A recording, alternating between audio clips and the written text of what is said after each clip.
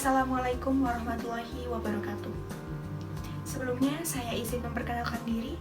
Nama saya Aliza Matrisia Putri Reskiani, mahasiswi manajemen 18A, Universitas Muhammadiyah Magelang.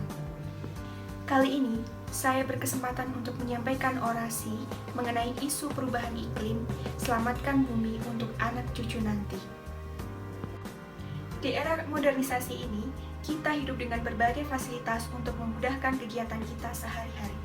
Tapi di balik semua itu, ada harga yang harus kita bayar, yaitu kerusakan lingkungan. Akhir-akhir ini, isu global warming semakin sering kita dengar. Hal ini disebabkan semakin buruknya kondisi lingkungan kita akibat berbagai kegiatan yang dilakukan oleh manusia. Bencana sering terjadi, apalagi di musim hujan seperti sekarang ini. Banjir terjadi di mana-mana. Pembakaran liar, polusi, dan pemborosan energi membawa banyak dampak negatif bagi lingkungan. Kerusakan demi kerusakan tersebut menyebabkan terjadinya pemanasan global. Sepanjang 100 tahun ini, konsumsi energi dunia bertambah secara signifikan, di mana sekitar 70% energi dipakai oleh negara-negara maju, dan 78% dari energi tersebut berasal dari bahan bakar fosil.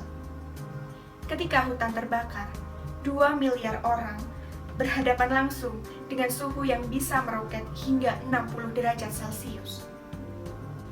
Pada saat ini, kita menghadapi bertambahnya suhu global yang tidak dapat dipecah lagi. Dan saat ini, perubahan iklim telah terjadi.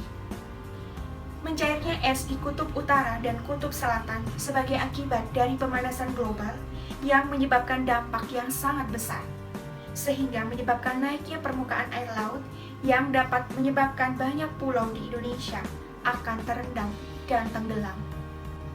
2050 diperkirakan permukaan laut naik drastis yang menyebabkan terjadinya badai ekstrim. Diperkirakan pada tahun 2050, seluruh pesisir Indonesia akan tenggelam.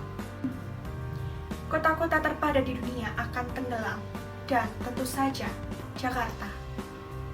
Curah hujan rata-rata naik 2 hingga 3%, tetapi di berbagai tempat di Indonesia yang justru menurun. Serangan angin kencang yang sebelumnya jarang terjadi menjadi lebih sering, seperti yang terjadi pada akhir-akhir ini.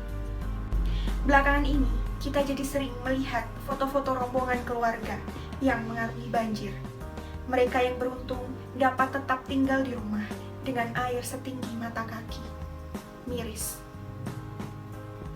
Sayangnya, kepedulian penduduk Indonesia akan kondisi lingkungan masih kurang.